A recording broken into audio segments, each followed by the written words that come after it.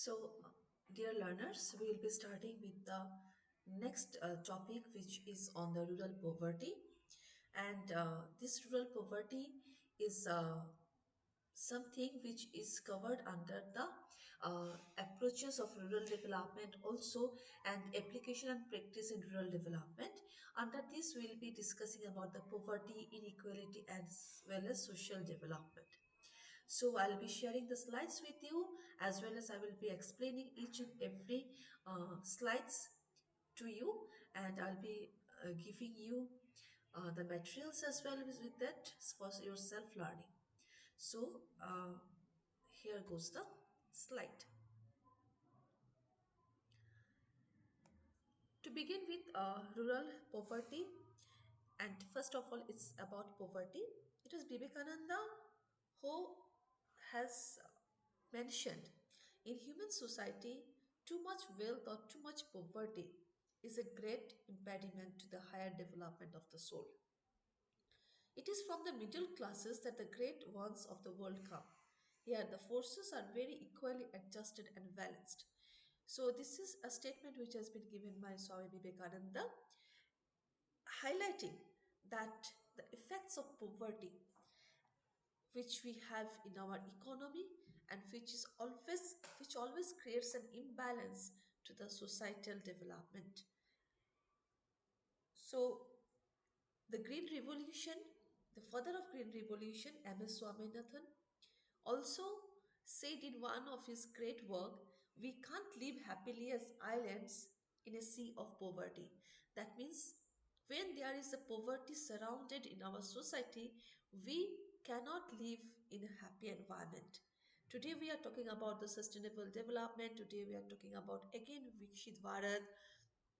Today we are saying that we will be in a position of seeing of becoming the world highest rank in this in terms of economy, but at the same time the poverty becomes a hindrance to the economic problem. So with this I'll be starting the my next slide. This is an introduction. It refers to the rural poverty as a condition where people living in rural areas, they lack basic necessities such as food, clean water, healthcare, education, and shelter. So it basically, when we talk about poverty, we cannot see or cannot say that it's only because when they are deprived of an economic condition, but also the deprivation in terms of clean water, deprivation in terms of a good healthcare facility, as well as education, can also be termed as a part of rural poverty. These are few key facts about rural poverty, where majority of the world poor people really live in rural areas. Most of them they depend on agriculture for their livelihood, and poverty is often intergenerational. So the first say is that, of course, when we talk about the rural, like rural development and rural things, the first thing which come to our mind is that people are all living in the poverty. Yes, because even the data also in aligns with the concept that majority of the world's poor live in rural areas, and among them they are depending on the agriculture for livelihood. There is no bad thing that they are depending on the agriculture. That is very very good, but there plays our role that we should encourage the people to to rely, to depend more on scientific orientation towards agriculture, not on the process which they are following and which always they face losses. They cannot store their production for a long time. So that's are certain things which we need to highlight. And poverty is often an intergenerational, so it sometimes it passes through the generation to generation. And like now it's not there as the concept of bonded labor, but can't say also in some cases in some parts we still can have this bonded labor concept. So it's an intergenerational. Causes of the rural poverty, first is lack of employment opportunities. We all know that When there is a lack of employment, if there is no employment, it rises directly to the poverty. It triggers the poverty to happens. Dependence on agriculture and much rely on the climate. So if there is a drought, they don't have any other substitute to tackle out the drought. If there is a heavy rainfall or flood, they don't have any sort of scientific temperament how to check against the flood, erosion, and all. So that dependence, blind dependence on nature without following the precautions, without following the measures, it is also causing the poverty to happen. Poor infrastructure and connectivity is also that it triggers the poverty to happen, because the today even if the production is happening, agriculture is also good. What we face the problem is in the cold storage, the storage facility. Yes, the poor infrastructure and the connectivity issues are also giving birth to rural poverty and limited access to education and healthcare, because poverty is a multidimensional. It cannot come as in a single that if you don't have money only you are poor. No, the concept has changed and it is a multidimensional. It triggers the one thing to to happen, and then the poverty is the highest thing. This is the output which we are seeing. Effects of rural poverty, these are malnutrition and poor health. It's a sort of vicious circle that if you don't have less income, it will lead to your less saving. Once you have less saving, it will be leading to your less investment, and once you have invested less, you cannot ask for a high income. So it's a vicious circle of poverty, we say, and it always resulted in poor nutrition and poor health. Low literacy rates, because it is said that if there is hardly people cannot afford the household expense, they always it is the student, it is the children whom they used to send to the labor market, and after taking out from there, dropping out them from the school.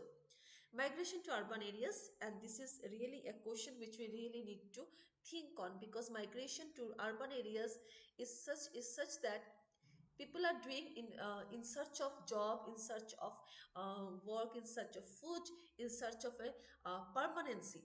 But when there is a migration, it is not triggering the huge growth rate of in the urban areas, but it is also pose the question that who will be there for producing our food, who will be the farmer, who will do the farm work in the agricultural field.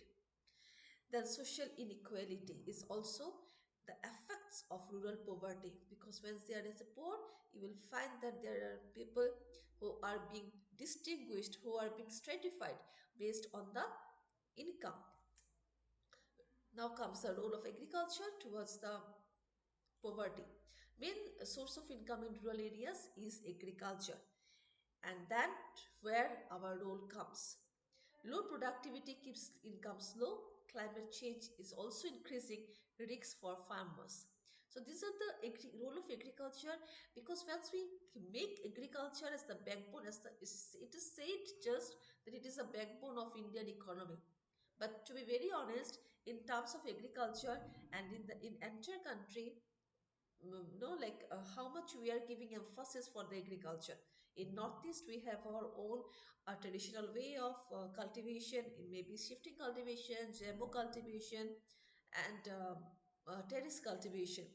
But how much we are really making it in a commercial use, or how much we are thinking of making an agriculture to to the best possible ways. Then the government initiatives where the employment guarantee programs are there, who is targeting the poverty to reduce the poverty.